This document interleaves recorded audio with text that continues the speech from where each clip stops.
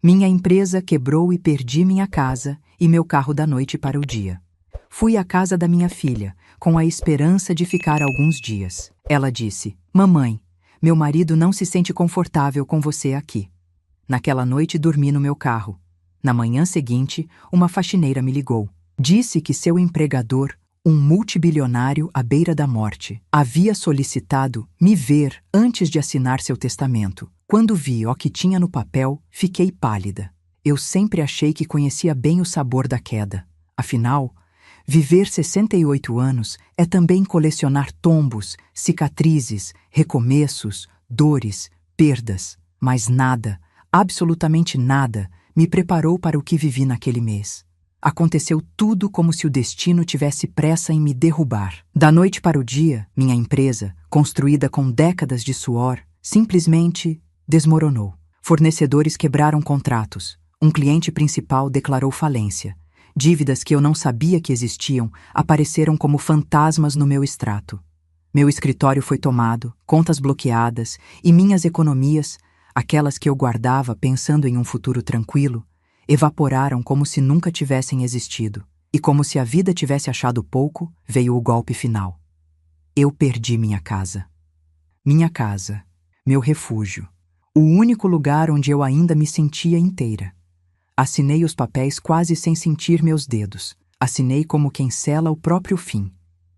Quando saí de lá, levando 2 malas velhas que pareciam mais pesadas do que eu, me peguei pensando na minha filha. Ela vai me acolher. É só por uns dias. É minha menina. Eu acreditava nisso. Acreditava na sinceridade dos abraços, das risadas compartilhadas, das conversas de domingo. Acreditava que quando a vida me apertasse, ela seria meu porto seguro. Mas eu estava enganada. Muito enganada. Cheguei à casa dela com o coração cheio de esperança. Bati a porta com as mãos tremendo, cansaço, fome, dor emocional, tudo misturado. Ela abriu a porta sorrindo. Um sorriso rápido, nervoso. Em seguida, olhou por cima do ombro, como se verificasse se alguém estava vendo. "Mamãe", disse, apertando meus braços rapidamente. Que surpresa! Suor frio escorreu pelo meu pescoço. Surpresa, não era isso que eu esperava ouvir. "Filha", minha voz falhou. "Eu preciso de alguns dias, só alguns. Estou sem casa, sem empresa, sem nada. Preciso me orientar, só isso." Ela respirou fundo. Tocou meu braço como quem toca algo que não quer segurar. "Eu entendo, mãe. Eu entendo mesmo. Mas mas nunca traz coisa boa. Meu marido não se sente confortável com você aqui." Meus ouvidos uniram. "Como assim?" Ela desviou o olhar. "Ele acha que você precisa de um espaço para se reorganizar. E aqui não é o ambiente ideal. Ele está muito estressado com o trabalho. Sabe como é homem?" Não, eu não sabia. E mesmo sem saber, eu senti minha alma se enrugar. "Filha", minha voz estava fraca. "Eu não tenho para onde ir esta noite." Ela mordeu o lábio inferior. "Mamãe, não faz assim. Eu posso te ajudar com dinheiro depois. Mas aqui, hoje, não dá." Eu fiquei olhando para ela por longos segundos. A mulher que eu gerei, que eu amamentei, que eu ensinei a andar, a falar, a enfrentar. A mulher para quem eu sempre disse: "Você nunca estará sozinha."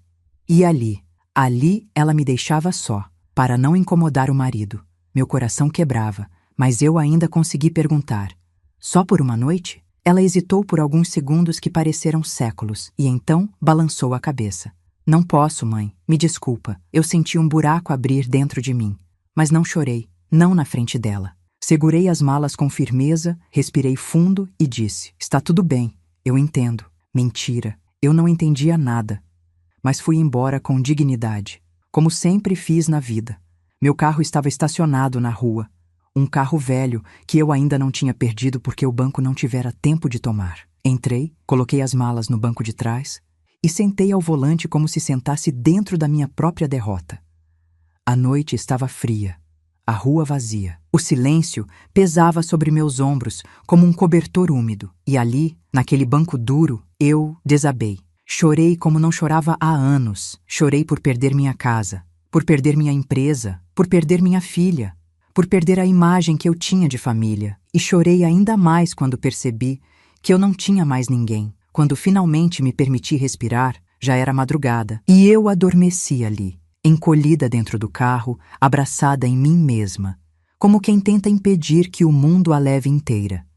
O amanhecer bateu no vidro do carro com força demais. Meus olhos estavam inchados, minha coluna doía. Meu coração parecia um vidro trincado. Eu jurei para mim mesma naquele instante: você vai se levantar, Etelvina, nem que seja sozinha. E justo quando abri a porta para sair, meu telefone tocou. Um número desconhecido. Atendi com receio. Alô? Uma voz feminina, simples, meiga, respondeu. Dona Etelvina, a senhora é a empresária da antiga Flor de Sal? Meu coração apertou. Sim, quem fala? É a Cida. Eu trabalhava como faxineira em um dos escritórios onde a senhora prestava serviço. Desculpe ligar assim, mas aconteceu uma coisa. Minha respiração se prendeu. O que foi, minha filha? Meu patrão. Ela hesitou. Ele está à beira da morte, um multibilionário, daqueles que ninguém chega perto sem autorização. Ele pediu, especificamente, para ver a senhora. Me ver? Perguntei confusa. Por quê? A voz dela ficou ainda mais nervosa. Ele disse que só assina o testamento depois de falar com a senhora. Disse que a senhora sabe a verdade e que é a única pessoa em quem ele confia neste momento. Meu coração deu um salto. Que verdade? Do outro lado, silêncio. Depois, a voz da moça ficou baixa, quase um sussurro. Eu acho melhor a senhora vir ver. Eu vi o que está escrito no testamento. E quando vi, fiquei pálida. Eu me ajeitei no banco tentando entender. O que, exatamente, está escrito? Mas antes que ela respondesse, ouvi outra voz ao fundo. Uma voz masculina forte, provavelmente de enfermeiro ou assistente. Ela voltou ao telefone, apressada. Dona Etelvina, por favor, venha. Ele disse que não tem muito tempo. E desligou. Fiquei ali, com o telefone na mão, tremendo. Um multibilionário, à beira da morte, querendo me ver, antes de assinar o testamento. E dizendo que eu sabia a verdade. Mas eu não sabia nada. Nada além do caos da minha própria vida. Eu respirei fundo. E naquele instante, sem nem saber porquê, senti que minha vida estava prestes a mudar de novo. Só que dessa vez, para um caminho que eu jamais poderia imaginar. O celular ainda estava em minha mão quando a ligação caiu. Meus dedos tremiam, meus pensamentos corriam como cavalos assustados. Um multibilionário, alguém que eu nunca tinha visto, alguém que vivia num mundo completamente distante do meu, queria me ver antes de assinar o testamento, e dizia que eu sabia a verdade. Mas, que verdade? Eu não sabia qual era o passado daquele homem, muito menos os segredos que cercavam sua fortuna. E mesmo que soubesse, por que eu? Estava ali, dentro do carro, sem casa, sem rumo, com 2 malas velhas no banco de trás, e de repente eu era chamada para algo que parecia maior do que tudo que eu tinha vivido até então. Por alguns segundos vacilei. A dor da rejeição da minha filha ainda pulsava como uma ferida aberta. Eu me sentia frágil, pequena, quase invisível. Mas dentro dessa fragilidade, havia um fio de coragem. Um fio que não tinha sido arrancado nem nos meus piores dias. Ajustei meus cabelos no retrovisor, tentando ao menos parecer um pouco mais digna do que me sentia. Vamos, Etelvina, murmurei para mim mesma. Se a vida fechou todas as portas, talvez esteja abrindo uma janela. Uma janela estranha, misteriosa, mas sua. Liguei o carro e antes de dirigir, respirei fundo. Aquela decisão mudaria tudo, eu sentia. O endereço enviado por mensagem me levou a uma região da cidade que eu só conhecia por reportagens. Mansões enormes, alambrados que pareciam muros de fortalezas, carros de luxo que custavam mais do que minha antiga empresa inteira. Quando parei diante do portão de ferro, uma moça de uniforme simples me aguardava do lado de dentro. Era a Cida. Ela correu até mim assim que o segurança autorizou minha entrada. Ainda bem que a senhora veio, ela disse, aflita. Ele pediu várias vezes pelo seu nome desde madrugada. Está muito fraco, mas não quer partir sem falar com a senhora. Eu tentava acompanhar seus passos rápidos enquanto atravessávamos aquele jardim imenso, cheio de palmeiras altas, esculturas de mármore e fontes que jorravam água cristalina. Tudo ali parecia surreal, quase excessivo. Era o tipo de riqueza que a gente não consegue processar de primeira. Mas, Cida, eu continuo sem entender. Falei. Quem é esse homem? Eu nunca trabalhei para ele. Nunca o conheci. Como ele sabe meu nome? Ela respirou fundo, nervosa. Eu não sei tudo, mas ouvi algumas conversas. Ele anda obcecado com algumas histórias antigas. E quando descobriu que estava com pouco tempo de vida, decidiu corrigir erros do passado, segundo ele. E parece que a senhora tem ligação com um desses erros. Meu estômago revirou. Eu? Ela assentiu. É o que ele diz. Entramos pela porta principal da mansão. A casa era silenciosa, assustadoramente silenciosa. As luzes eram mornas, as paredes cobertas por quadros antigos e muito caros. O ar tinha cheiro de remédio, perfume amadeirado e despedida. Conforme caminhávamos por aquele corredor enorme, senti algo dentro de mim se contorcer. Uma mistura de medo, curiosidade e um estranho pressentimento. A Cida parou diante de uma porta branca, maciça. Ele está aqui. Ela respirou fundo. Ele pediu que ninguém mais entrasse, a não ser a senhora, e pediu para trazer isso. Ela me entregou uma pasta fina, azul marinho. O testamento? Segurei a pasta. Meu coração acelerou tanto que parecia bater no pescoço. Ele quer que eu veja? Ele quer que a senhora entenda. Ele disse essa palavra várias vezes. Ela precisa entender, antes de tudo. Engoli seco. A Cida abriu a porta com cuidado. E ali estava ele. O quarto era amplo, mas abafado. As cortinas semi-abertas deixavam a luz da manhã iluminar parcialmente o ambiente. Os aparelhos médicos emitiam bips espaçados. Um cheiro agridoce de remédio tomava o ar. No centro de tudo, deitado em uma cama ajustável, estava o multibilionário. Magro, muito magro. A pele marcada pela idade e pela doença. O rosto encovado, mas ainda imponente. Os olhos fundos, porém vivos. Inconvenientemente vivos para um homem à beira da morte. Quando me viu, ele sorriu. Um sorriso pequeno, quase imperceptível, mas cheio de intenção. Você veio, ele murmurou, a voz rouca. Dei alguns passos hesitantes. O senhor me chamou? Mas eu não sei quem o senhor é. Ele fechou os olhos por um instante, como se reunisse forças, e então respondeu. Sabe sim. Apenas não lembra ainda. Aquela frase me atravessou como um raio. Eu saberia? De onde? Procurei na minha memória. Infância, adolescência, juventude, fase adulta, mas nada. Nenhum rosto parecido. Nenhuma lembrança que se conectasse com aquele homem. Eu não o conheço, repeti, quase pedindo que ele me confirmasse isso. Mas ele balançou a cabeça negativamente. Você conhece a verdade. Eu sou apenas parte dela. Comecei a suar frio. Ele apontou com dificuldade para a pasta que eu carregava. Abra, por favor.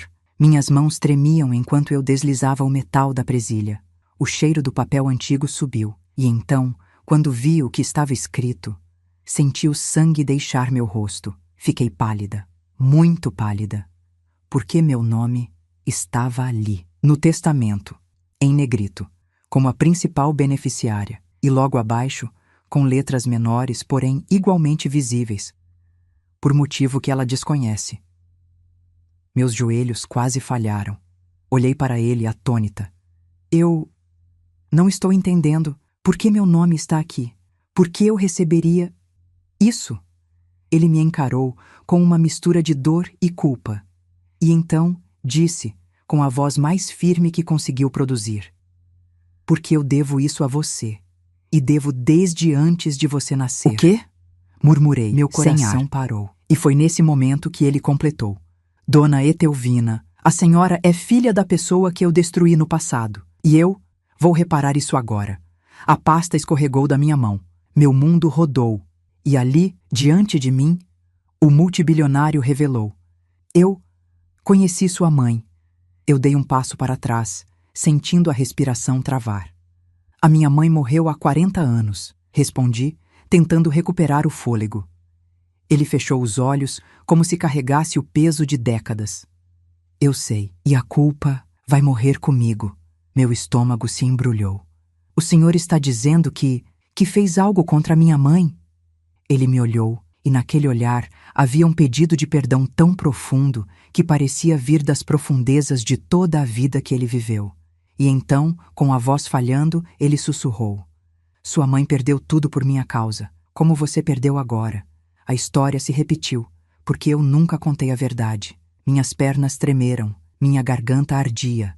O Senhor destruiu a vida da minha mãe? Ele assentiu e completou. E agora, antes de morrer, quero devolver tudo, tudo que tirei dela, tudo que pertence à sua família, tudo que deveria ter sido seu desde o começo.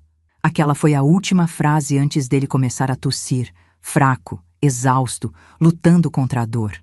A verdade inteira, sobre minha mãe, sobre ele, sobre mim, estava prestes a ser revelada, e minha vida, naquele instante, mudou para sempre. As últimas palavras dele ficaram ecoando na minha mente como um trovão silencioso. Sua mãe perdeu tudo por minha causa. A história se repetiu. Quero devolver o que era dela, o que deveria ter sido seu. Eu fiquei parada, imóvel, como se o chão sob meus pés tivesse desaparecido. Meu corpo tremia sem que eu conseguisse controlar. Minha boca secou. Senti o quarto ficar maior, mais distante, como se eu estivesse dentro de um túnel e aquela voz fosse a única coisa real no mundo. O multibilionário, frágil e curvado em sua cama, continuou tossindo, lutando para respirar. Cida correu para ajeitar os travesseiros atrás de suas costas, enquanto eu tentava processar tudo aquilo. Por favor, ele murmurou. Não vá, eu preciso contar tudo. Eu não vou sair daqui, respondi, mesmo com a voz embargada. O senhor vai me explicar o que significa isso. Ele respirou fundo. O ar entrava como ferro, saía como dor. E então começou. Sua mãe, ele disse, chamava-se Dirce, não era? Meu coração parou. Ninguém falava o nome da minha mãe há décadas. Quase ninguém sequer sabia que ela existiu. Ela morreu jovem, em silêncio, e levou suas dores com ela. Sim, respondi, com um aperto forte no peito. Dirce era minha mãe. Ele sorriu tristemente. Ela era a mulher mais íntegra que já conheci. Forte, justa, trabalhadora. Nunca imaginei que um dia pagaria o preço por tê-la destruído. Eu engoli seco. O senhor a destruiu? Perguntei, ainda sem acreditar. Ele fechou os olhos, envergonhado, e a história começou a se desenrolar diante de mim como um filme que eu nunca soube que existia. Eu era jovem, muito jovem, ele começou, ambicioso, arrogante, achava que estava acima de tudo e de todos. Trabalhava na antiga cooperativa financeira da cidade como assistente administrativo. Era o início da minha carreira. Eu queria subir, crescer, ser alguém. Eu permanecia em silêncio. Aquela confissão não era sobre mim, ainda. Era sobre ele e sobre a mulher que me trouxe ao mundo. Um dia, ele continuou, sua mãe, que trabalhava como contadora, descobriu um erro nas planilhas. Um erro grave, um desvio de verba que eu tinha ajudado a encobrir. Eu fazia parte de um esquema comandado por gente que hoje chama isso de negócios, mas na época era roubo mesmo. Eu estava deslumbrado demais para perceber o tamanho do mal que fazia. Minha respiração ficou curta. Eu jamais imaginaria minha mãe envolvida com algo assim. Ela era honesta.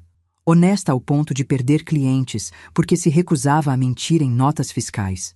Ele continuou com dor. Sua mãe reuniu as provas e me confrontou. Disse que me daria 24 horas para confessar. Caso contrário, ela levaria tudo ao conselho da cooperativa. E eu me desesperei.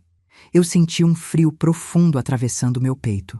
O que o senhor fez? Perguntei, temendo a resposta. Ele engoliu seco. Eu virei o conselho contra ela. Meu mundo desabou. Eu disse que ela tinha inventado as acusações para se proteger de erros próprios, que ela manipulava números, que era emocional, que não era confiável. Senti minhas mãos formigarem. E eles acreditaram, ele murmurou, porque naquela época eu era querido pelos diretores. Eles gostavam de mim. Eu era jovem, educado, promissor. E ela era só uma mulher tentando defender aquilo que era certo. Uma mulher sozinha. Uma pontada de dor subiu pela minha garganta.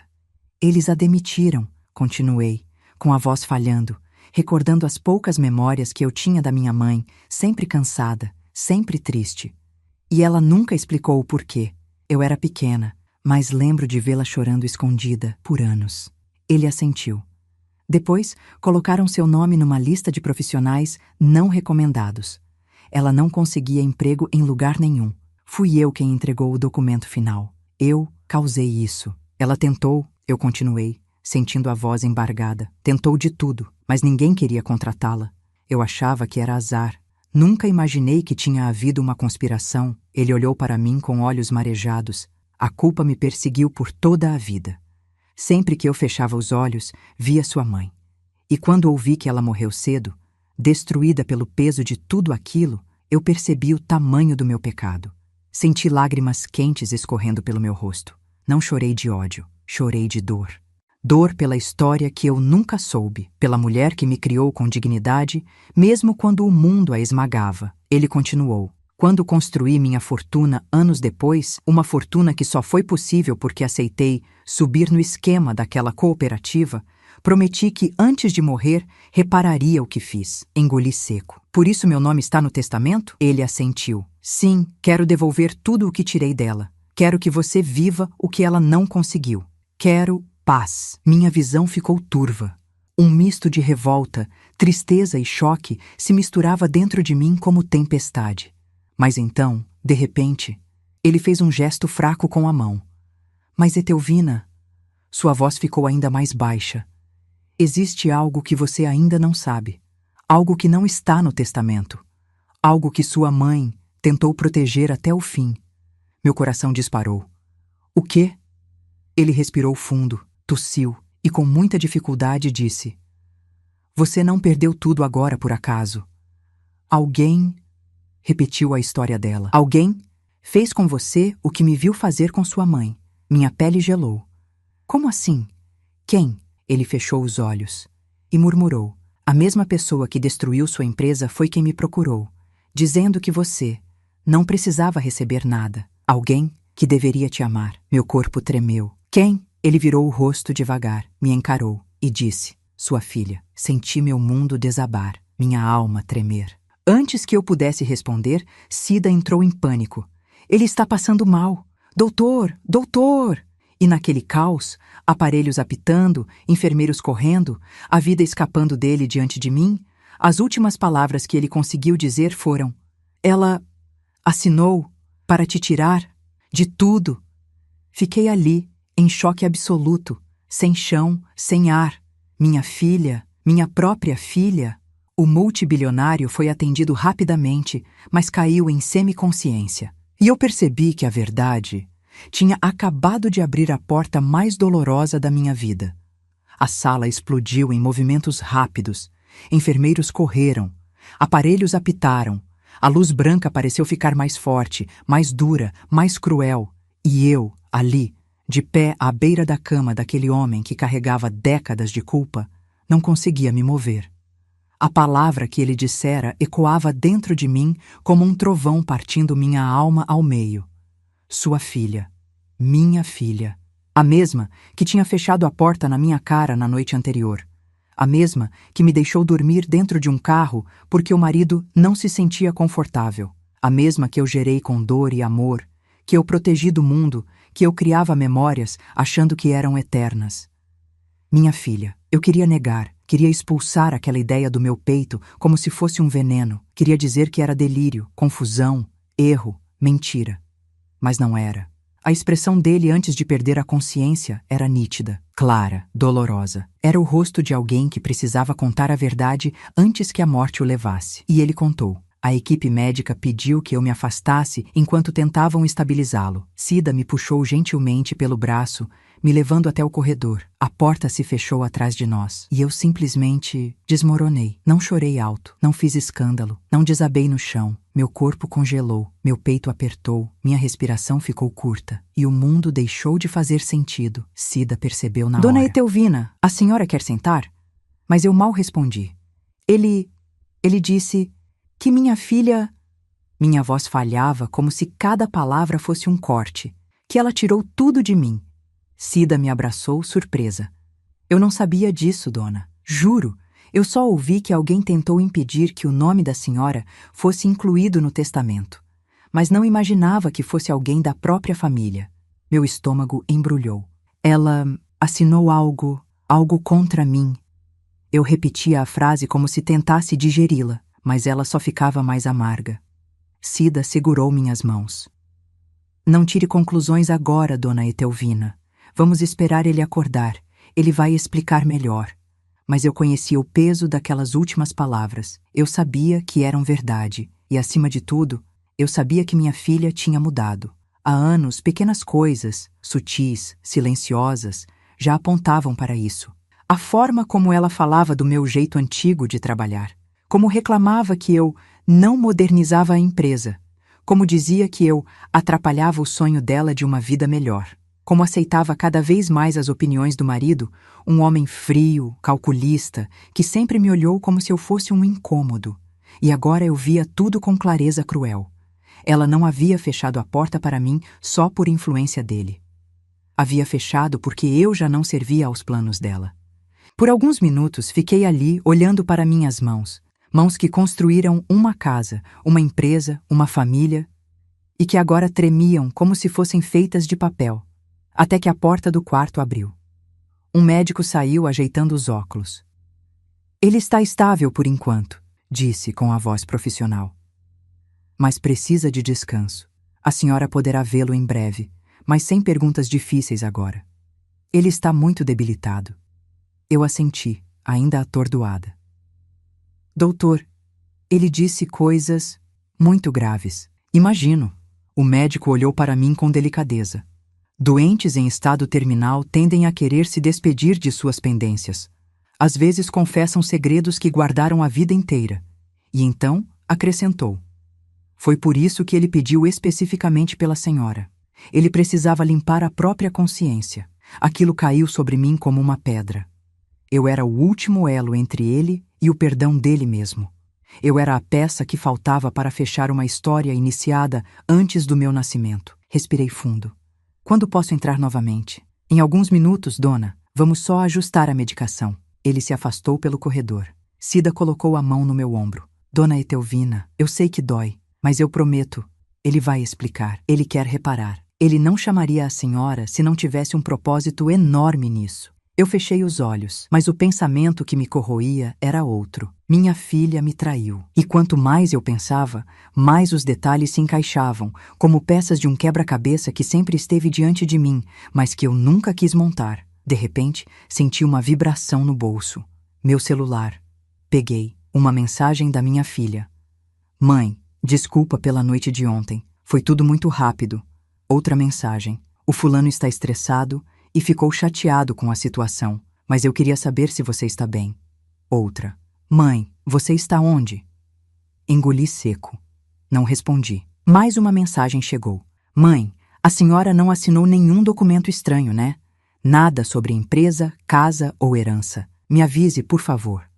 Meu coração disparou. Herança? Eu não tinha dito nada. Nada. Minha mão começou a tremer. Cida percebeu. O que foi? Virei o celular para ela ver. Ela franziu o senho. Mas como ela soube? Exatamente a pergunta que martelava minha cabeça. Como minha filha sabia, naquela manhã, que eu poderia ter relação com um testamento? Como sabia que havia documentos envolvidos? A resposta veio como um estalo, fria e dolorosa. Ela já sabia. Ela sempre soube. Ela estava envolvida desde o começo. E naquele instante, uma voz fria dentro de mim sussurrou. Ela não queria você lá ontem porque precisava te afastar, porque você atrapalhava os planos dela. Segurei o telefone com força. Cida, falei com a voz trêmula, me diga a verdade. Quem tentou impedir que meu nome fosse incluído no testamento? Cida engoliu seco. Eu ouvi apenas pedaços. Não vi assinatura, não sei o nome inteiro. Mas ouvi quando um advogado mencionou algo como retirar a beneficiária original por pedido de familiar direto. Meu peito ardeu. Familiar direto? Foi o que ouvi, ela confirmou. Meus olhos se encheram de lágrimas. O corredor parecia girar. Eu me apoiei na parede e sussurrei. Minha filha quis me apagar da vida dele. Como eu fui apagada da vida da minha mãe. Naquele momento, uma dor profunda, ancestral, atravessou meu corpo. Era como se a história da minha mãe estivesse se repetindo dentro de mim. E eu soube, não era coincidência. Era um ciclo de injustiça, um ciclo que eu seria obrigada a quebrar. Dona Etelvina, Cida sussurrou, com os olhos marejados. O que a senhora vai fazer? Eu respirei fundo, me levantei devagar e respondi. Vou ouvir toda a verdade. E quando eu souber tudo, Ninguém jamais vai me tirar o que é meu outra vez. Antes de continuar, deixe-me pedir um favor do fundo do coração. Se você gosta desse tipo de história, profunda, dramática, cheia de reviravoltas e ensinamentos, se inscreva no nosso canal. Isso ajuda demais para continuarmos trazendo relatos como este. Obrigada por apoiar nosso trabalho. Fiquei alguns minutos parada no corredor, tentando recompor minha respiração. Eu me sentia como alguém que tinha levado um soco na alma. Tão forte, tão inesperado, que meu corpo não sabia como reagir. Minha filha, minha própria filha.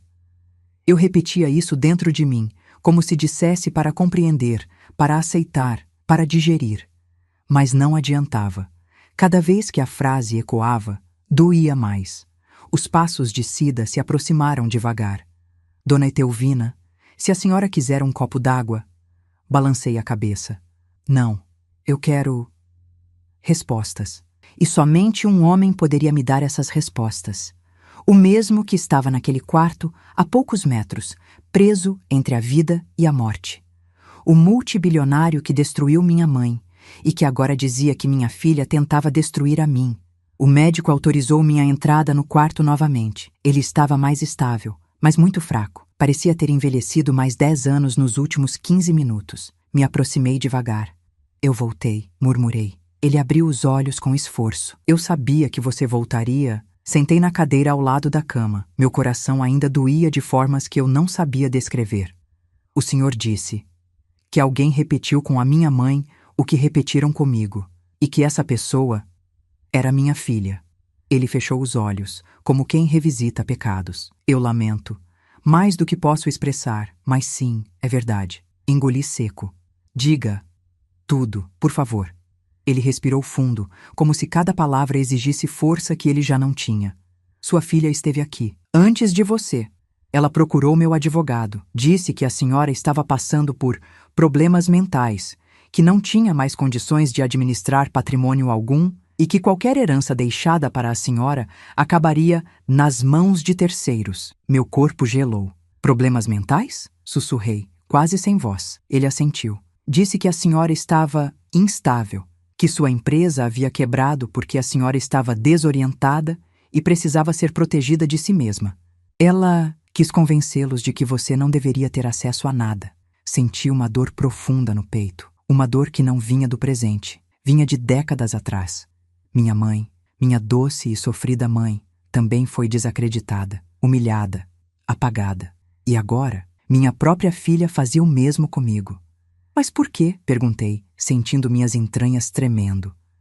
Por que ela faria isso comigo? Ele fechou os olhos, respirou fundo e respondeu. Dinheiro muda as pessoas. E sua filha parece ter sido moldada por alguém. Um marido muito inteligente, mas sem escrúpulos. Meu coração apertou tanto que doeu respirar. Ele, meu genro, falou de mim também? Foi ele quem começou tudo, respondeu o bilionário. Ele estava convencido de que a senhora se tornaria um problema financeiro para eles. E quando soube que eu buscava alguém que tivesse ligação com o passado, ele percebeu que a senhora poderia estar prestes a receber algo grande. Eu engoli seco. Eles sabiam do testamento? Ele abriu os olhos e olhou direto nos meus. Sim, antes mesmo de você saber. Minha pele arrepiou inteira. Ele, o marido da sua filha, me procurou há 6 meses. Disse que estava preocupado com a estabilidade da família, que era melhor deixar sua filha como beneficiária, não você. Eu segurei o braço da cadeira, sentindo o peso da verdade me esmagando. 6 meses. 6 meses antes de minha empresa quebrar. 6 meses antes de eu perder minha casa. 6 meses antes de tudo desmoronar. Tudo começou, antes de eu perceber. Ele continuou. E depois, sua empresa começou a enfrentar problemas muito específicos. Problemas que, segundo meus advogados, poderiam ter sido provocados por uma pessoa com acesso privilegiado às suas contas. Arregalei os olhos. Privilegiado? Como? Quem tinha acesso? Ele respirou fundo. Aqueles que você tinha autorizado a assinar documentos por confiar demais. Eu senti o chão desaparecer. Eu tinha uma pessoa assim. Uma pessoa a quem dei acesso total, porque era família. Minha filha. Senti o mundo girar. Minha pressão baixou. Foi preciso me segurar na beira da cama para não cair. Ele estendeu a mão trêmula e tocou a minha. Me perdoe por ter permitido que isso acontecesse com você. Eu não sabia que sua filha, que ela seria capaz de repetir minha própria covardia. Minhas lágrimas escorreram, silenciosas. Eu não estava chorando apenas por mim. Chorava pela minha mãe, pelo que ela sofreu sem nunca poder se defender, pela vida que lhe foi arrancada, pelo silêncio que engoliu sua dor. E agora, a história batia na minha porta com a mesma crueldade. Eu enxuguei o rosto com a ponta dos dedos e perguntei: "O senhor tem provas do que está dizendo?" Ele apontou com dificuldade para uma gaveta da mesinha ao lado. "Lá, tudo o que você precisa. Documentos, registros, assinaturas, eu guardei, porque sabia que um dia você viria." Meu coração acelerou. Abri a gaveta. Minha mão tocou uma pequena pasta preta, grossa, cheia de papéis, e assim que a abri, meu mundo mudou de novo. Ali estavam prints de e-mails, notas fiscais alteradas, transações estranhas vinculadas ao CNPJ da minha empresa, documentos assinados em meu nome, mas que não eram meus pedidos de empréstimos que eu nunca fiz, e, principalmente, assinaturas falsas feitas com minha caligrafia imitada. Meu corpo inteiro arrepiou. E no topo da pilha, um papel me perfurou a alma. Um pedido oficial enviado ao advogado do bilionário solicitando que meu nome fosse removido como beneficiária. Remetente, minha filha. Senti o chão sumir. Senti meu coração sangrar. Senti a injustiça pulsar nos meus ossos, como um veneno antigo. Fechei a pasta com tanta força que minhas mãos doeram. E naquele momento, pela primeira vez em muito tempo, eu senti algo diferente dentro de mim. Não era tristeza. Não era desespero. Era um fio de aço. Algo despertou dentro de mim. Eu pensei na minha mãe. Pensei na injustiça que ela sofreu. Pensei na injustiça que eu estava sofrendo agora. E prometi, silenciosamente: "Mamãe, eu vou quebrar esse ciclo. Eu não serei destruída como você foi. Eu vou lutar. E a verdade vai vir à tona, doa a quem doer." Quando levantei os olhos, o bilionário me observava, e com sua voz fraca, mas firme, ele disse: "Etelvina, a partir deste momento, você não é mais vítima." "Como assim?" Ele respirou com dificuldade, segurando minha mão. "Porque tudo está nas suas mãos agora." As palavras dele ecoaram dentro de mim como um mantra que eu nunca tinha escutado antes. "A partir deste momento, você não é mais vítima." Eu fiquei ali, segurando aquela pasta preta como se segurasse uma herança invisível. Uma herança não de dinheiro, mas de verdade. E talvez de reparação. O bilionário respirou fundo, o ar entrando com dificuldade em seus pulmões enfraquecidos. Mesmo assim, seus olhos, fundos, mas lúcidos, permaneciam fixos nos meus. "Etelvina", ele murmurou, "você precisa ser forte agora. O que está nessa pasta muda tudo." Eu mal conseguia engolir seco. Era como se minha garganta estivesse bloqueada pelo peso daquela revelação. Como se minha alma ainda tentasse entender por que a vida decidira reviver em mim o trauma que destruiu minha mãe. "Eu ainda não consigo acreditar", respondi com a voz trêmula. "Minha filha, minha própria filha." O homem fechou os olhos por um instante. "Ela não é má", ele disse com esforço, "mas é fraca. E pessoas fracas, quando influenciadas pelas pessoas erradas, cometem injustiças terríveis." A imagem do marido dela veio imediatamente à minha mente. Aquele olhar frio, distante, aquele jeito educado demais, calculado demais, sempre me observando como se eu fosse um problema ambulante. Um arrepio percorreu minha espinha. "Ele", sussurrei, "o marido da minha filha, tem envolvimento nisso, não tem?" O bilionário abriu os olhos outra vez. Ele foi o articulador. Ela apenas cedeu. Mas ambos sabiam o que estavam fazendo. Meu peito se apertou. Não era só uma traição. Era um pacto. Um pacto feito às minhas costas, com meu nome, com minha vida, com meu futuro. Fechei os olhos por um instante, tentando conter a dor que parecia pulsar dentro de mim como algo vivo. E então respirei fundo. "Por que o senhor guardou tudo isso?" perguntei. "Por que não denunciou? Por que não tentou reparar antes?" Ele tossiu. A tosse rasgou o silêncio do quarto como uma lâmina. "Porque fui covarde", respondeu com sinceridade esmagadora. Passei a vida inteira escondendo o que fiz à sua mãe. E quanto mais minha fortuna crescia, mais medo eu tinha de perder tudo se a verdade viesse à tona. Então guardei.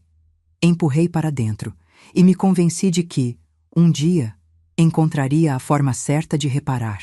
E encontrou agora? Perguntei com a voz baixa. Ele assentiu. Sim, porque estou morrendo. E quando a morte se aproxima, ela limpa nossos olhos. Enxerga-se o que realmente importa. Olhou profundamente dentro de mim, como se buscasse perdão antes mesmo de pedi-lo. Etelvina, eu não tive coragem de consertar o passado enquanto sua mãe estava viva, mas posso garantir que sua história não terminará como a dela, não enquanto eu respirando, nem depois.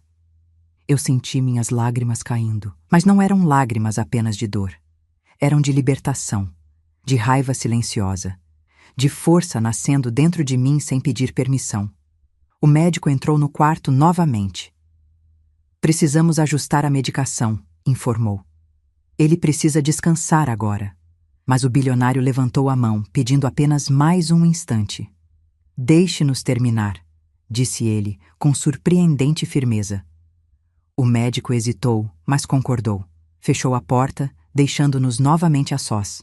O bilionário virou o rosto em minha direção. Etelvina, você deve tomar cuidado agora. Meu estômago revirou. Cuidado? Com quem? Ele respirou fundo. Com sua filha, e principalmente com o marido dela. Minha respiração travou. Ele continuou. Eles sabem que você está aqui. Sabem que meu testamento está sendo revisado. Sabem que você não está fora disso como eles queriam. Eu murmurei. Ela me mandou mensagem hoje, perguntando se eu tinha assinado algum documento. Ela sabia. Ele assentiu com tristeza. Sim. Ela sabia que existia uma herança potencial, embora não soubesse os detalhes. Seu marido deduziu que a única pessoa capaz de contestar o testamento anterior era você. E por isso, tentaram destruí-la antes. Minha visão ficou turva. Tudo fazia sentido. Minha empresa começara a quebrar de forma estranha, com erros que eu não lembrava de ter cometido. Minha casa começara a atrasar prestações que eu jurava ter pago. Documentos sumiam. Contas apareciam em valores que não batiam. Eu confiava demais, talvez em quem não merecia. As peças se encaixavam como um quebra-cabeça cruel. Eles fizeram tudo isso comigo, sussurrei. Por dinheiro? Ele me olhou com pena. Pessoas fracas fazem qualquer coisa quando acreditam que dinheiro é solução ou proteção. Meu peito ardia. Não era apenas dor, era indignação, era injustiça. E algo dentro de mim, um fio de coragem que eu não sabia que restava, se ergueu como uma chama. Eu vou lutar, murmurei. Ele sorriu, cansado. É isso que sua mãe faria. Meu coração falhou por um instante. O senhor conheceu minha mãe bem? Perguntei. Ele sorriu triste. Sim, e vou lhe contar tudo. Amanhã, se eu ainda estiver aqui. Meu coração apertou. Por favor, pedi. Não se esforce. Não precisa dizer tudo agora. Ele balançou a cabeça. Eu preciso, porque se eu me for antes de falar, você ficará com apenas metade da verdade. E seu genro ficará com a outra metade. Meu sangue gelou. Ele é perigoso, acrescentou.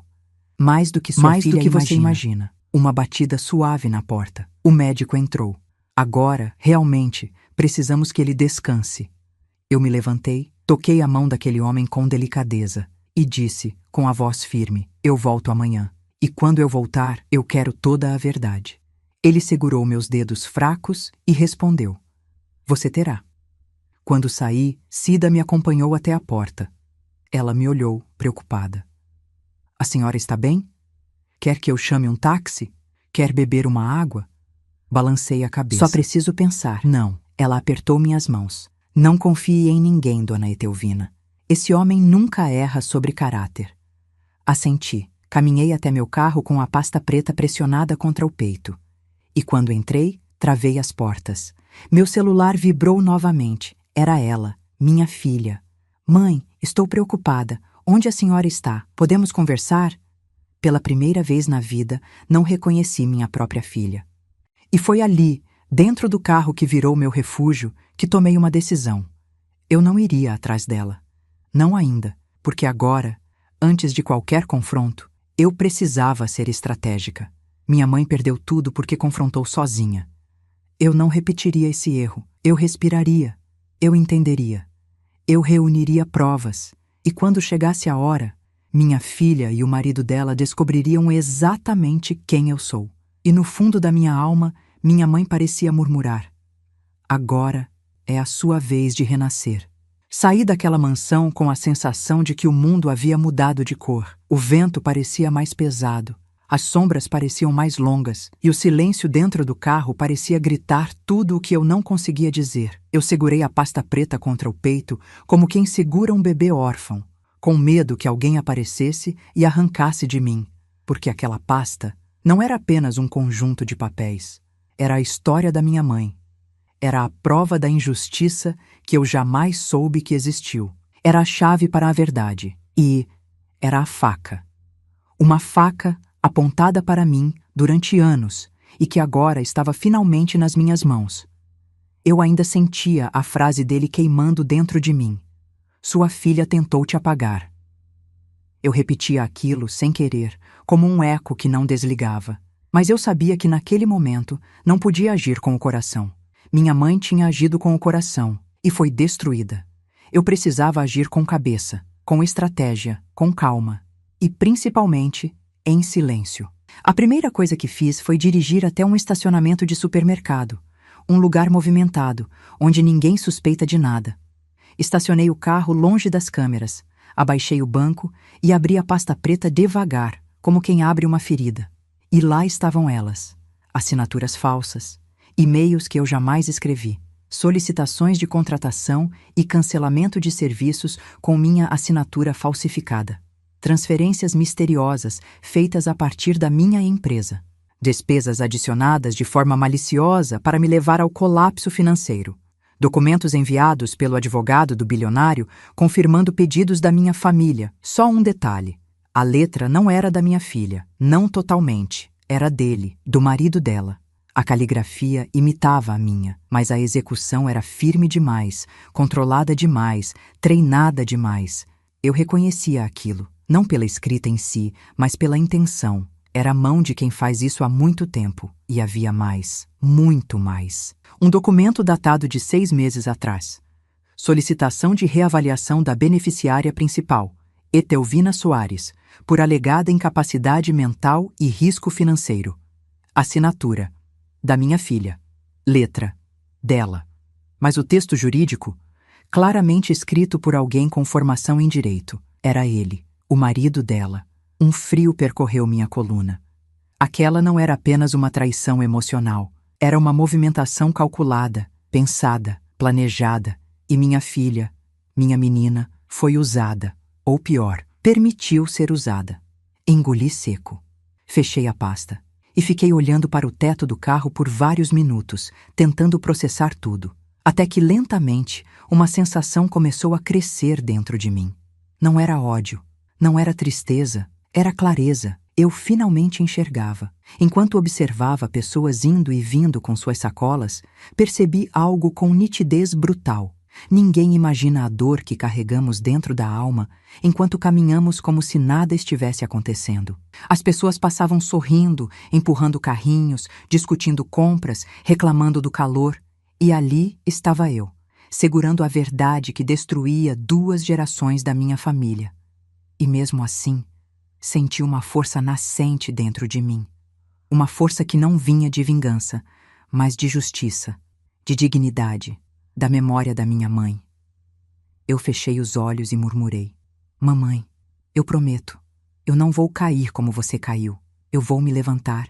E naquele momento, decidi, eu não enfrentaria minha filha ainda. Não mostraria nada ainda. Não falaria nada ainda. Porque isso não era momento de confronto. Era momento de estratégia. Minha mãe me ensinou, sem querer, que a verdade precisa ser protegida antes de ser revelada.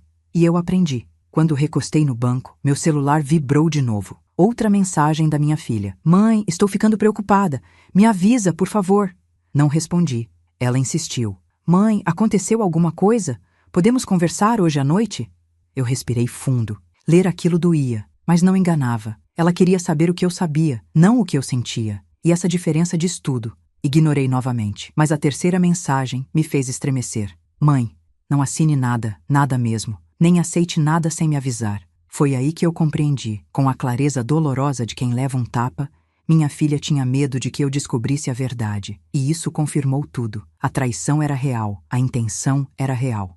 Eu guardei o celular no bolso e fechei os olhos. E tomei a decisão que mudaria tudo dali em diante. Eu procuraria ajuda legal imediatamente.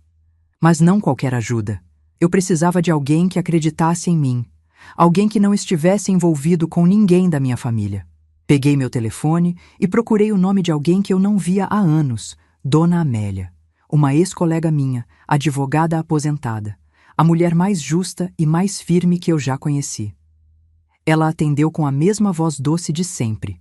Etelvina? Minha querida, quanto tempo? Está tudo bem?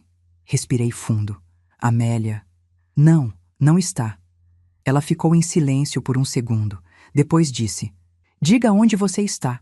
Estou indo agora. E naquele momento, pela primeira vez desde que perdi tudo, eu senti que não estava completamente sozinha, porque eu sabia, o que estava por vir exigiria mais força do que eu jamais precisei na vida. E eu finalmente estava pronta para enfrentar. Eu estava sentada no carro, com o sol da tarde atravessando o para-brisa e iluminando a pasta preta sobre meu colo, quando Dona Amélia chegou. A mesma postura ereta de sempre. O mesmo olhar firme, atento, capaz de enxergar intenções escondidas até em um silêncio. Ela estacionou ao meu lado, desceu do carro com a bolsa de couro presa ao antebraço e caminhou até mim com passos decididos. Entrei, Etelvina, disse ela. Você está tremendo. O que fizeram com você? Aquela frase simples, dita com um tom materno e protetor, quase me fez desmoronar. Quase. Mas eu respirei fundo, apertei as mãos e me mantive firme. Eu precisava ser forte. Pelo que vinha pela frente. Pelo que minha mãe não conseguiu ser. Ela sentou no banco do passageiro, fechou a porta e olhou para mim como quem olha uma filha perdida. Conte tudo, desde o início. Não omita nada. E eu contei. Contei sobre a empresa. Contei sobre a queda repentina. Contei sobre minha filha fechando a porta na minha cara. Contei sobre dormir no carro. Contei sobre o bilionário. Contei sobre o testamento. Contei sobre o nome da minha mãe. Contei sobre a culpa dele. Contei sobre minha filha tentando me retirar da herança. Contei sobre a assinatura falsa, sobre os e-mails, sobre o marido dela articulando por trás. Contei até perder a voz. Ela ouviu tudo sem interromper uma única vez. Apenas respirava fundo de tempos em tempos, como se estivesse organizando mentalmente cada peça daquele quebra-cabeça. Quando terminei, minhas mãos estavam geladas, meus olhos cansados. E meu coração parecia ter envelhecido 10 anos em poucas horas. Dona Amélia, então, abriu a pasta preta. Ela analisou documento por documento, linha por linha, vírgula por vírgula. Seus óculos deslizavam pela ponta do nariz enquanto ela mordia levemente a boca inferior. Um hábito antigo que eu conhecia bem. Era o sinal de que ela estava montando um caso. Um forte. Depois de longos minutos, ela fechou a pasta com firmeza. E disse, com uma clareza que me cortou a alma, mas também me devolveu coragem. Etelvina, você foi vítima de um golpe emocional e financeiro. Sua filha e o marido dela manipularam tudo isso para te enfraquecer. Eles tentaram criar uma narrativa para te tornar inapta, para te apagar. Meu peito se apertou. Eu não quero acreditar que ela faria isso, murmurei. Ela fez, respondeu Amélia, firme, mas gentil. E não adianta se culpar por não ter visto. Traição familiar quase sempre vem disfarçada de preocupação. Aquela frase atravessou meu peito como uma flecha silenciosa. Sim. Minha filha dizia sempre, estou preocupada com você. Só quero te proteger. Você anda distraída. Não acha que deveria me dar uma procuração? Eu nunca percebi, mas agora entendia. Ela não queria me ajudar, queria me substituir. Amélia se inclinou para frente, tocando minha mão. Você precisa prometer uma coisa. O quê? Não confronte sua filha agora. Eu não planejava. Ótimo, porque qualquer confronto agora pode ser usado contra você. Meu coração acelerou. Contra mim? Ela abriu a pasta novamente e apontou para uma das folhas. Veja isso. É uma declaração que sua filha enviou ao advogado do bilionário, afirmando que você estava emocionalmente frágil, tomando decisões impulsivas e em risco de manipulação externa. Eu senti um nó subindo pela garganta. Mas eu nunca dei motivos para isso. Não importa, disse ela, firme. O que importa é que ela estava criando um histórico, construindo uma imagem. E se você for atrás dela agora, emocionada, ferida, exaltada, qualquer palavra sua pode ser usada como prova de instabilidade. Meu estômago revirou. Então, o que eu faço? E foi nesse momento que os olhos de Amélia brilharam de um jeito que eu reconheci perfeitamente. Era o brilho da estratégia. Nós vamos agir como adultos, como mulheres, como sobreviventes. Nós vamos investigar com calma. Vamos coletar todas as provas. Vamos reconstruir a linha do tempo. E quando a verdade estiver inteira, nós vamos expor, não com gritos, mas com documentos e leis. Engoli seco. E minha filha, ela respirou fundo. Se ela quiser enfrentar a verdade, enfrentará. Se quiser fugir, fugirá. Mas você estará protegida. De repente, pela primeira vez desde o início de tudo, senti uma fagulha dentro de mim. Uma fagulha de força, de lucidez, de coragem. Dona Amélia continuou. Primeiro passo, guardar essa pasta fora de casa e longe de qualquer pessoa ligada à sua filha. Eu posso deixar com você? Claro. Aqui estará segura. Assenti. Segundo passo, amanhã vamos juntos ao hospital. Ele vai te contar tudo. A versão dele, assinada. Vamos registrar cada palavra. Sim, ele disse que tinha mais. Tem, e eu quero ouvir também. E o terceiro passo? Ela respirou fundo, com um brilho frio e justo no olhar. O terceiro passo é derrubar o castelo de cartas que sua filha e o marido construíram, e fazer isso com a mesma elegância com que tentaram te destruir. Uma lágrima caiu do canto do meu olho, mas não era de tristeza. Era de renascimento. Ela segurou minhas mãos. Etelvina, você foi derrubada, mas ainda não caiu. Olhei para ela, sentindo algo dentro de mim se recompor, e ela completou. A história da sua mãe acabou em silêncio. A sua vai acabar em justiça. Deixei a pasta com ela. Quando fechei o porta-malas do carro dela, senti que um peso enorme saía das minhas costas, como se parte da dor tivesse saído com aquele ato de confiança. Amélia entrou no carro, abaixou o vidro e disse: Não faça nada hoje, não veja sua filha, não responda mensagens, não diga nada a ninguém. Amanhã, a verdadeira batalha começa. Assenti. Ela deu partida, virou a esquina e desapareceu. E eu fiquei ali sozinha no estacionamento, mas pela primeira vez em muito tempo, não me senti desamparada. A noite começou a cair, as luzes dos postes se acenderam, e naquele silêncio, eu percebi, o medo estava indo embora, e dando lugar a algo maior, a determinação. Eu entrei no carro, respirei fundo e murmurei: Mamãe, agora é por nós duas. A noite passou devagar, como se o tempo estivesse pesado demais para avançar.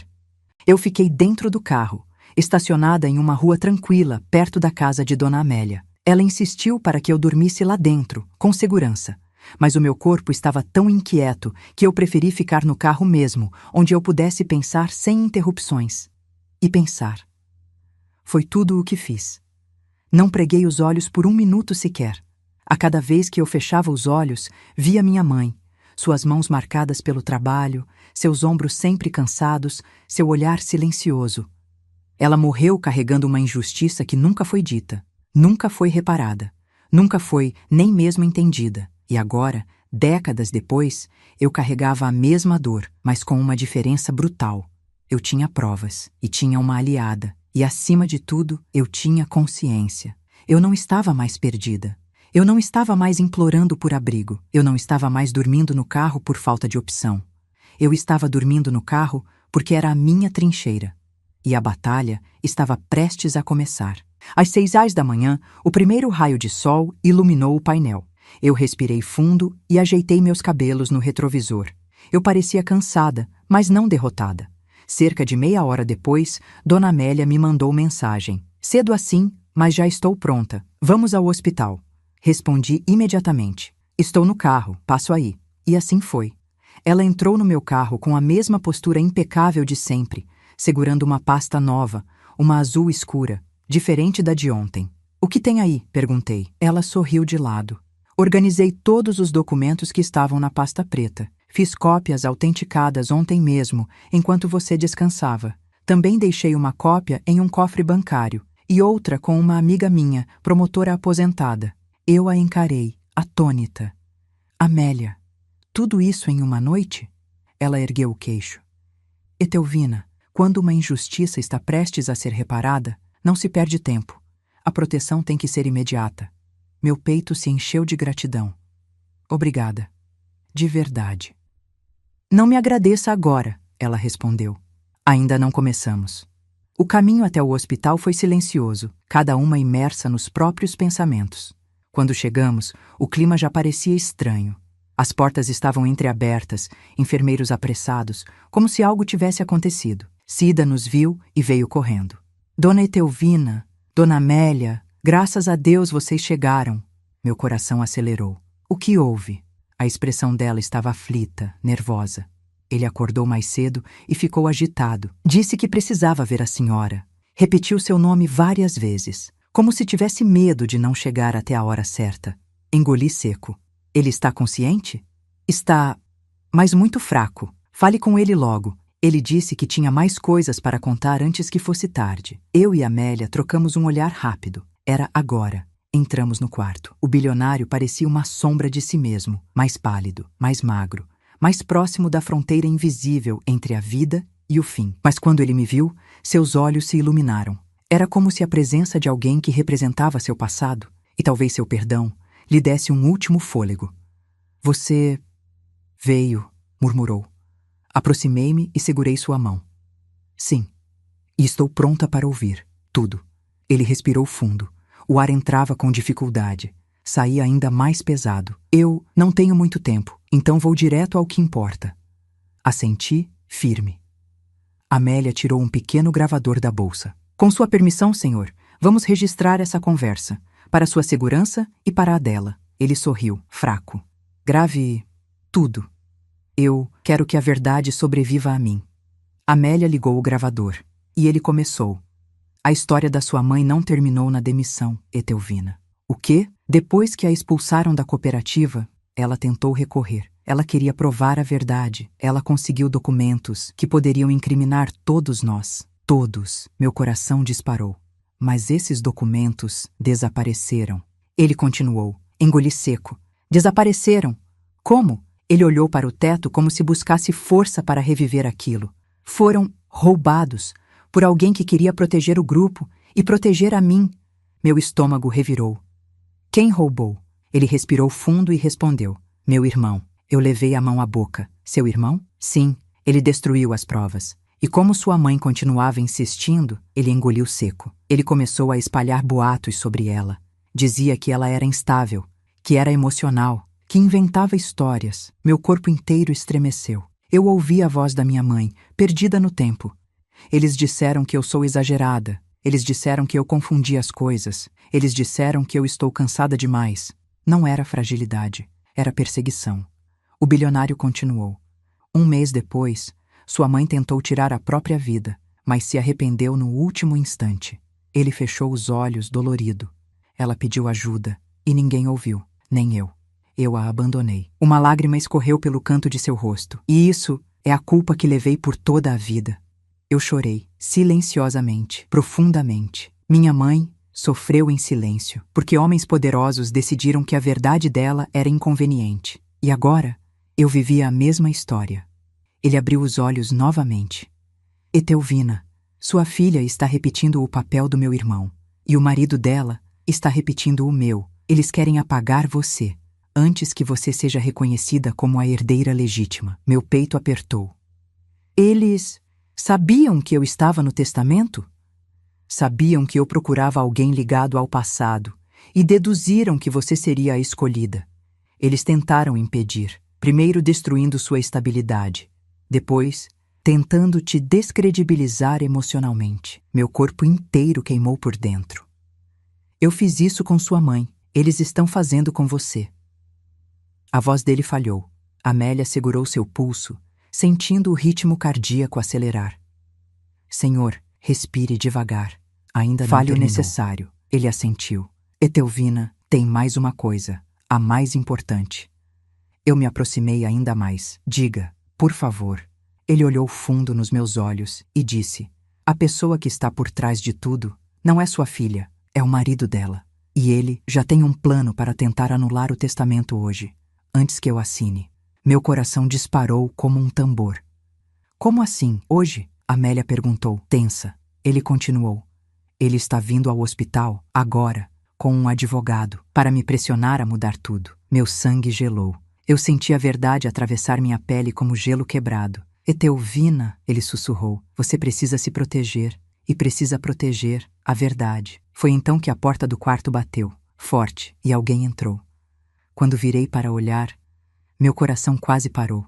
Era o marido da minha filha, de terno, com um advogado ao lado e um sorriso frio.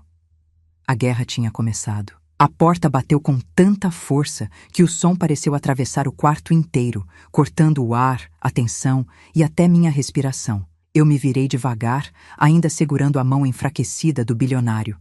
E lá estava ele, meu genro, elegante demais para aquela situação, calmo demais, controlado demais. E atrás dele, como uma sombra jurídica, um advogado alto, engravatado, com uma pasta na mão e um olhar que avalia tudo. O quarto, os aparelhos, o bilionário e depois a mim. Eu senti a pele do meu braço arrepiar. Amélia, ao meu lado, ergueu o queixo como quem prepara a guarda antes da batalha. O bilionário abriu os olhos com esforço e sua voz saiu como um sussurro doloroso. Eu disse que ele viria. Meu genro caminhou até a cama sem sequer olhar para mim. Seu perfume forte preencheu o quarto. Seu sorriso frio aumentou. Bom dia, senhor Eduardo. A voz dele era de falsidade pura. Soube que o senhor me chamou ontem, mas houve um atraso na minha agenda. Vim agora para resolvermos tudo antes da assinatura. Resolvermos. Como se ele tivesse qualquer direito de resolver coisa alguma. O bilionário tentou levantar a cabeça, mas falhou. Eu me aproximei para apoiá-lo. Meu genro me lançou um olhar de desprezo disfarçado. Ah, a senhora está aqui, dona Etelvina, disse ele com voz ensaiada. A família inteira estava preocupada. Eu senti o peito ferver. Mas Amélia foi mais rápida. Ela deu um passo à frente, sua presença preenchendo o espaço com autoridade. Bom dia, eu sou Amélia, advogada. Represento legalmente a dona Etelvina. O rosto do meu genro se contraiu por um segundo, pequeno, mas visível. Ele não esperava isso. Advogada? Ele repetiu, tentando manter o tom educado. Não achei que fosse necessário envolver esse tipo de gente numa situação familiar. Amélia sorriu, mas aquele não era um sorriso simpático. Era o tipo de sorriso que anuncia tempestade. Infelizmente, quando existem assinaturas falsificadas, transferências suspeitas e manipulação financeira, advogado não é apenas necessário, é indispensável. O advogado dele abriu a pasta, desconfortável. Meu genro se recompôs imediatamente. Falsificações? Manipulação? De onde você tirou isso? Eu o encarei pela primeira vez. E foi como olhar uma cobra, linda por fora, venenosa por dentro. Do mesmo lugar de onde veio a ideia de me tirar do testamento. Respondi com firmeza. Ele arqueou as sobrancelhas com falsa surpresa. Como assim? Eu só vim ajudar o senhor Eduardo a não cometer um erro. A senhora anda abalada. Sua filha está preocupada. Aquilo me cortou. Não porque fosse verdade, mas porque ele sabia exatamente onde cutucar. Amélia colocou uma das mãos sobre a pasta azul que carregava. Vamos evitar discursos, ela disse, controlada, e ir direto ao ponto. O que o senhor veio fazer aqui? O advogado do meu genro se adiantou. Meu cliente tem um documento que precisa ser assinado antes que o testamento seja oficializado. Ele abriu a pasta. Um contrato prateado, com várias páginas. É apenas uma atualização de beneficiários. Nada complexo. O bilionário tossiu forte, como se quisesse arrancar a própria alma de dentro de si, e sussurrou. Não, assino, nada disso. Meu genro continuou, ignorando a recusa. Como o senhor sabe, o estado de saúde dele é delicado, e decisões tomadas sob emoção podem prejudicar sua vontade real. Então nós apenas queremos garantir a vontade real dele é esta. Amélia interrompeu, apontando para o testamento oficial que estava sobre a mesa lateral, autenticado, validado e lacrado. O rosto do meu genro se endureceu. Ele deu um pequeno passo na minha direção. A senhora está confundida, Etelvina. Muito confundida. Deve estar cansada. Dormindo mal. Ele baixou a voz, usando aquele tom venenoso que só manipuladores conhecem. Sua filha só quer ajudar. Ela quer te proteger de decisões precipitadas. Eu o encarei com uma calma que eu mesma desconhecia. E destruir minha empresa foi parte dessa proteção? E falsificar minha assinatura? E tentar impedir que eu recebesse a reparação pela injustiça que a minha mãe sofreu? Ele recuou meio passo. O advogado dele engoliu seco. Amélia cruzou os braços. Temos provas, muitas, e elas já estão em local seguro. O bilionário levantou a mão, pedindo a palavra. Aproximamo-nos. Seu nome, ele disse olhando para mim, está no meu testamento e ficará. Não se deixem intimidar. Eles só querem o que não é deles. Ele virou o rosto lentamente para meu genro. Você é igual ao meu irmão e fará o mesmo que ele, se ninguém te impedir. O silêncio no quarto mudou de temperatura. Meu genro arregalou os olhos por um instante, uma reação que ele não conseguiu esconder. Ali, por um fragmento de segundo, vi a verdade atravessando seu rosto. Ele sabia exatamente de tudo. Desde o início. Era ele. Sempre foi ele. Ele então sorriu, aquele sorriso cheio de dentes e vazio de alma.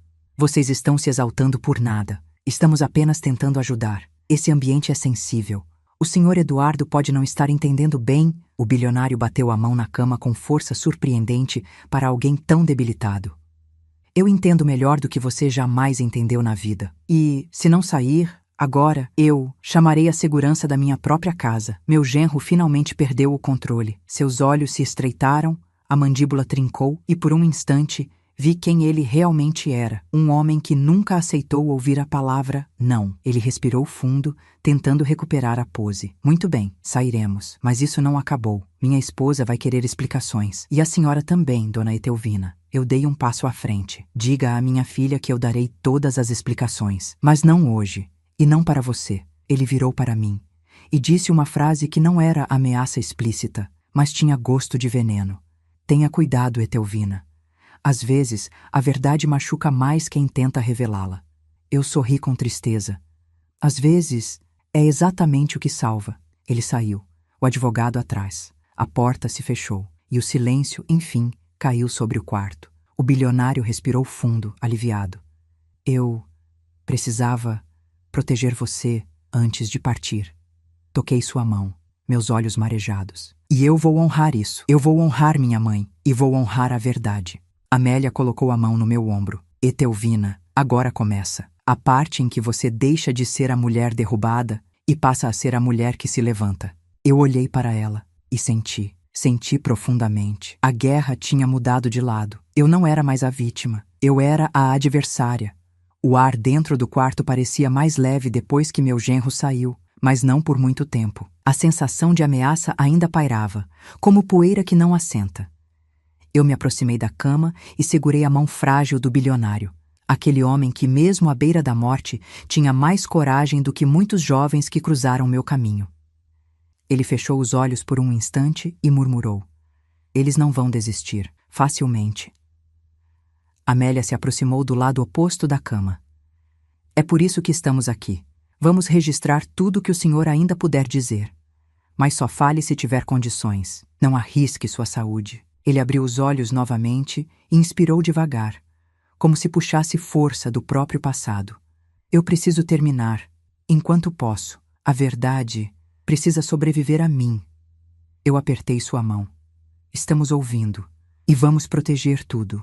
Ele assentiu, cansado, mas determinado. A revelação completa. Etelvina, começou ele. Sua mãe não perdeu apenas o emprego. Ela perdeu a reputação, a dignidade e o futuro. Minha garganta apertou, mas eu não disse nada. Deixei que ele continuasse. Quando ela começou a denunciar os desvios, eu me desesperei. Não queria ser exposto. Eu ainda era jovem demais para assumir as consequências. Então meu irmão tomou para si a tarefa de proteger a família. O termo proteger saiu cheio de veneno.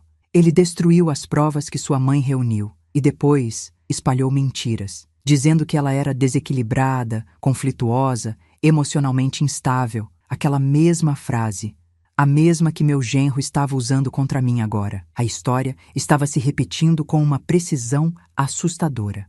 Sua mãe tentou recorrer, procurou advogados, foi de porta em porta, mas ninguém quis enfrentar a família mais poderosa da época. Eu respirei fundo, sentindo a dor dela atravessar o tempo. E quando ela percebeu que não venceria, guardou tudo dentro de si, até o fim, sozinha, destruída por uma injustiça que não merecia. Lágrimas deslizaram pelo meu rosto. "Perdoe-me", ele murmurou. Eu deveria tê-la protegido, mas protegi a mim mesmo e paguei o preço em culpa por toda a minha vida. Eu passei a mão no rosto, limpando as lágrimas. "O senhor está tentando corrigir agora, e isso já é mais do que muitos fariam." Ele fez um leve gesto de agradecimento. "Mas não é só isso que você precisa saber." Amélia aproximou o gravador, percebendo que estávamos chegando a algo maior. "Sua filha foi manipulada, mas também fez escolhas." Meu peito queimou. "Ela esteve aqui, falou comigo, com meu advogado. Fez pressão, disse que você não tinha mais capacidade e que ela deveria ser a única beneficiária." Eu fechei os olhos com dor. "E não foi só isso." Olhei para ele. "O que mais?" "Seu genro pressionou ainda mais. Ameaçou expor questões pessoais suas se eu insistisse em te manter na lista de beneficiários. Disse que você tinha dívidas altas, que poderia destruir minha fundação." Amélia anotava tudo rapidamente. "Ele estava tentando me convencer que você era um risco. O mesmo argumento que meu irmão usou contra sua mãe." Eu senti as mãos tremerem. Mas eu decidi não repetir o erro e coloquei seu nome em primeiro lugar, com cláusula irrevogável. O ar saiu do meu peito. Primeiro lugar, irrevogável. Aquele testamento era mais do que um ato de reparação. Era um pedido de perdão escrito em papel. "Por isso", continuou ele, "eles tentaram te destruir antes, para que, quando o testamento fosse lido, você não tivesse mais credibilidade. Nem estabilidade financeira, nem emocional, nem moral. A verdade era brutal, mas era a verdade. Eles queriam", ele murmurou, "que você fosse vista exatamente como retrataram sua mãe. Incapaz, frágil, desorientada." Eu senti um fogo subir pelo meu corpo, não de ódio, de indignação, de justiça, mas eu não permiti, e vou te dar tudo, tudo que tomei da sua mãe, e muito mais. A confusão final. O bilionário começou a respirar mais rápido. Eu segurei sua mão imediatamente. Não se esforce, por favor." Ele balançou a cabeça. "Eu preciso... Etelvina, estou aqui." Ele virou o rosto e me encarou profundamente. "Existe mais um documento, um que ninguém viu, nem mesmo eles." Eu e Amélia nos entreolhamos. "Onde está?" Amélia perguntou. Ele apontou para uma caixa pequena sobre a mesa. Uma caixa de madeira escura, lacrada, com iniciais douradas. "Ali. A chave está sob o travesseiro." Amélia puxou a chave, abriu a caixa e encontrou um envelope grosso, envelope lacrado escrito com cera vermelha. "Para Etelvina, para quando ela estiver pronta." Meu coração parou. Minhas mãos começaram a tremer. "Dentro", ele continuou, "está a confissão completa, assinada, reconhecida e com detalhes que jamais poderiam ser contestados. Eu preparei isso há anos para o caso de não conseguir falar." Amélia colocou o envelope sobre meu colo, pesado, morno, cheio de vida e de morte ao mesmo tempo. "Esse documento", ele disse, "vai destruir seu genro e proteger você para sempre." A respiração dele começou a falhar. "Ele está entrando em insuficiência respiratória", Cida gritou da porta. "Doutor!" A equipe médica correu. Amélia desligou o gravador rapidamente, guardando-o dentro da bolsa. O bilionário apertou minha mão com sua força restante e murmurou, como se entregasse a própria alma: "Etelvina, acabe o que sua mãe não conseguiu. A justiça está nas suas mãos." E então o monitor apitou. Alto, forte, a linha ficou reta. Eu senti meu peito rasgar por dentro. Ele partiu, ali, na minha frente. Depois de décadas carregando culpa, ele morreu entregando a verdade nas minhas mãos. Eu encostei minha testa na dele e sussurrei: "Eu prometo, pelo Senhor, pela minha mãe e por mim, eu vou terminar essa história." E quando ergui o rosto, com lágrimas queimando meus olhos, a porta do quarto abriu novamente, e quem estava ali era minha filha, com o rosto pálido, os olhos arregalados, como alguém que chegou atrasada para impedir o inevitável. Minha filha parou na porta como se tivesse batido contra um muro invisível. Ela olhou para mim, depois para o corpo do bilionário, depois para os médicos tentando reanimar o impossível. O rosto dela ficou branco. Era como se algo dentro dela tivesse se partido. Não sei se era arrependimento, choque ou apenas o medo de ter perdido a chance de controlar algo. Eu não me mexi. Ainda segurava o envelope lacrado contra o peito. Ele estava quente, pesado, vivo. Era como segurar o coração da minha mãe. Mãe, ela murmurou, engolindo seco. O que aconteceu? Não respondi. Eu não era mais a mãe implorando por abrigo, nem a mulher que dormia no carro, nem a empresária quebrada. Eu era a herdeira da verdade. Dona Amélia se posicionou ao meu lado, firme. Minha filha percebeu e se recompôs, como quem inicia uma atuação. E eu, mãe, por favor, eu só vim ajudar. Soube que o senhor Eduardo... Ela limpou os olhos mesmo sem lágrimas. Disseram que ele pediu para te ver. Eu a encarei com calma, com uma calma que ela não reconheceu, e isso a desconcertou. Ele falou comigo, sim, e contou tudo. Meu genro entrou logo atrás dela, assustado com a presença de Amélia e com a pasta que ela segurava. Seu olhar denunciava pânico, mesmo que ele tentasse disfarçar. Etelvina, não faça conclusões precipitadas. Ainda dá tempo de conversarmos em família. Eu ergui uma das mãos e o silêncio caiu. Ele obedeceu. A verdade não precisa gritar para ser ouvida. Falei devagar, letra por letra, como uma sentença. Vocês tentaram me destruir, financeiramente, emocionalmente, moralmente, e não conseguiram. Minha filha empalideceu. Mãe, não fala assim. Tudo o que fizemos foi por amor. Você não estava bem. Amélia tirou um documento da pasta azul e colocou na frente dela. Reconhece essa assinatura? Minha filha arregalou os olhos. Era a assinatura dela, solicitando a minha remoção do testamento, usando argumentos falsos sobre minha saúde mental. Ela recuou um passo. Meu genro segurou o braço dela discretamente, como quem tenta evitar que a verdade saia pelos olhos. Mas já era tarde. A verdade estava em toda parte. O desmoronar do antagonista. Isso é um mal-entendido, minha filha sussurrou. Amélia respondeu. Temos prints de e-mails, registros de transferências, solicitações de empréstimos falsificados, pedidos de alteração do testamento e depoimentos gravados do Sr. Eduardo. Meu genro tentou avançar para pegar a pasta. Amélia colocou a mão na bolsa como quem prepara uma arma invisível. A cópia não está aqui. E mesmo que estivesse, o senhor não tocaria nela. Ele congelou. Foi bonito ver. Finalmente, ele experimentava o medo que tentou plantar em mim por anos. Minha filha levou as mãos à cabeça. Mãe, por favor, eu não sabia de tudo. Foi ele que falou que a senhora não ia conseguir lidar, que precisava de ajuda.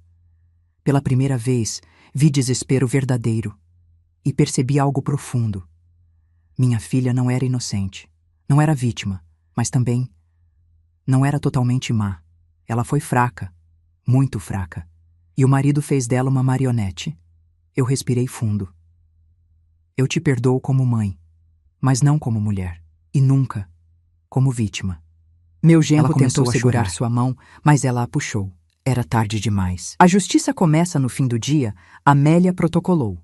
Denúncia por falsificação de assinatura. Denúncia por fraude documental. Denúncia por manipulação financeira, denúncia por tentativa de coagir, pessoa vulnerável, abertura de inventário com testamento protegido, adição do depoimento gravado do bilionário e uma cópia do envelope lacrado que continha a confissão final e toda a história da minha mãe, foi anexada ao processo. Meu genro tentou entrar com uma liminar para invalidar o testamento. Perdeu. Tentou outra. Perdeu de novo. Quando percebeu que a casa estava caindo, largou minha filha para tentar salvar a si mesmo. Mas já era tarde. Os advogados dele abandonaram o caso.